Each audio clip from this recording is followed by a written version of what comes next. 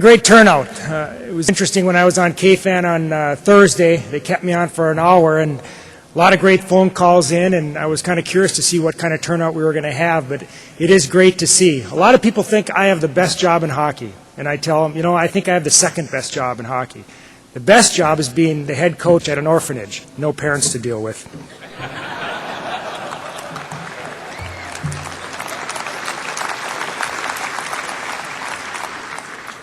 But I think I really have a pretty unique experience with this as well. I've coached, lived in Alaska, I've coached, lived in Colorado, and now I'm back to Minnesota. And I look back at some of my roots and how I got involved in the game. I grew up in a small town called Big Fork. Most of you probably have never heard of it, just north of Grand Rapids. And when I moved to Grand Rapids, I was 9 years old in third grade. I'd never skated before. But I was thrown in a neighborhood with kids who played hockey, played multiple sports, played basketball through sixth grade, and then I had to make a decision. A 5'11" guy with a heel-toe vertical. Should I play basketball or should I play hockey? And fortunate for me, I chose hockey. But I look back and how and why a community like Grand Rapids, we won a couple state titles. We were able to have, I believe, 13 Division I hockey players off our 1976 team went on to play college hockey. And why was that? Number one, we had great coaches.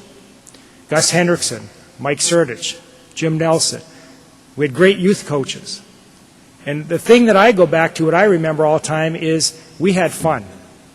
Hockey was a great sport to play. We spent all of our time on skill development.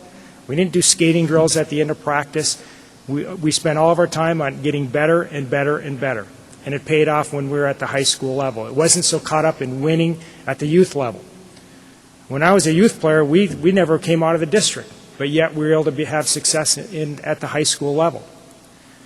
When I've gone around the country and watched, some of my perspective too, I have a son now that's 17 years old. I have another son that's 11 years old, and watching them go through the youth system. A couple of things have struck me. I remember being in Colorado Springs, and they have a big President's Day tournament every year in February. And being a parent, I had to work my shift on a Monday morning because we played on the weekend. And I remember observing a team and a coach. And every time these kids came off the ice, and I think they were about the squirt level, the coaches turned around in their face, screaming at them. And I'm watching this because I'm in the penalty box. And I'm getting more upset as the game goes on. And I'm thinking, should I say something or not? I couldn't take it anymore. At the end of the game, I walked up to the coach, and I told him, I just want you to know, if I had a son, there is no way I would allow him to play for you. And he was kind of taken aback by it. And the following year, he was back at the President's Day tournament, and he came up to me and he said, you know what, I thought a lot about what you said, and you were right. And we have to change some of that attitude from the coach's standpoint that it is a win at all costs. It's not a win at all costs. It needs to be a fun at all costs. I see that. We talk about skill development, practice ratios. Even at our level, I'll bet we spend 75 to 80% of our time at the college level on skill development. Because it still boils down to who can skate, who can stick handle, and who can pass. It doesn't come down to who can play the best systems, who can break out the puck the best. If you can't do things technically, you can't do them tactically. So we have to look at allow kids to handle the puck, allow kids to take risk. I look back at the repetitions that we had as a youth player were formed on an outdoor rink without a coach there. And so you try to move 100 times at the blue line, and if it got stripped from you 90 times and it ended up in your net, all you did is take the puck out of your net and go play again. There was nobody yelling at you, screaming at you, get the puck in deep, don't make that move, we might lose the game. It doesn't matter if you win or lose. We have to keep the game in perspective, keep it for the kids. That is the most important thing I see. Allow them to get better, teach skills, teach skills, teach skills. Don't be concerned during the year whether you win or lose. Last time I looked, a Pee Wee coach is not going to be up for an NHL job because they were 65-2. From the parent perspective, sitting up and watching, I usually sit off in the corner when I'm at my kids' youth games, and I kind of sit and laugh and chuckle. how into it parents get. It's like their whole self-worth is being determined in Johnny or Jenny at 8 or 9 years old, whether they're going to win or lose the game, whether it's yelling at officials, and we wonder why 50% of the officials quit. I don't know why you'd be an official in this day and age with parents yelling at you all the time. I mean, we have our college meetings every year. I'm sure at the NHL meeting they have their meetings every year, and the same thing's talked about. Officials. These are professionals. They do it for a living. And we get worried about a 14-year-old kid making a bad call in a game. Who cares? Because most kids, when they leave the rink, what are they concerned about? Are they concerned about whether they won or lost? No, they're not. They walk out of the rink, number one, they're more concerned with what the snack's going to be. And two, they want to know when they can go play. They're not concerned whether they won or lost. So we have to keep it in perspective. And I always say we should have our kids involved in the great game of hockey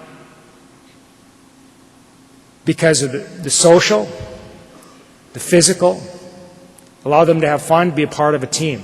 Not to be there so I can get a scholarship someday, not to be there so hopefully they can play in the NHL someday. If you're concerned with that, take all that money you're going to spend starting at 7 years old, put it in the bank, invest it.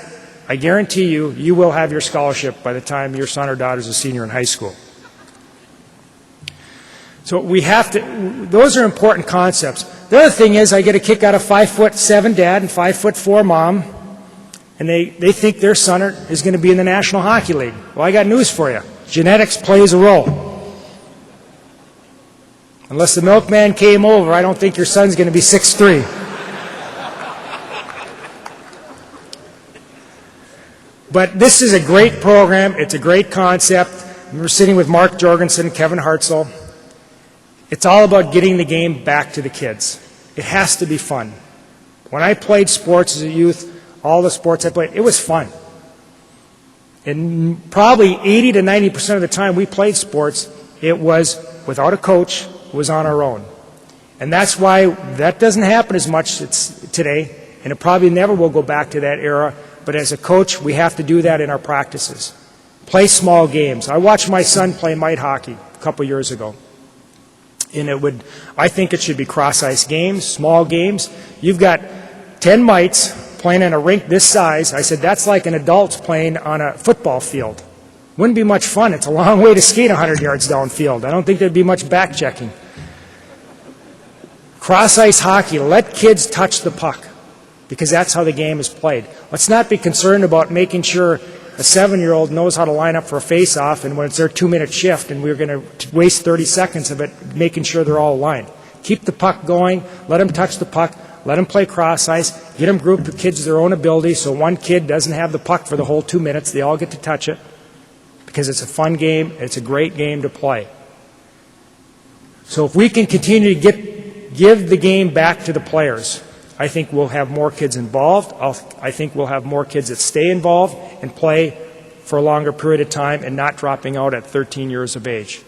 Because just because a kid's great at 13 doesn't mean that kid's going to be great at 19 or 20. The development comes when they get to be 16, 17, maturity comes into play. This is a great program. We have to be on board. I think this is an important concept, not only for our state, but hopefully this can spread across the country. So I appreciate you allowing me to be here, and let's have a great season. Let's continue to give the game back to the kids. That's where it belongs. Thank you.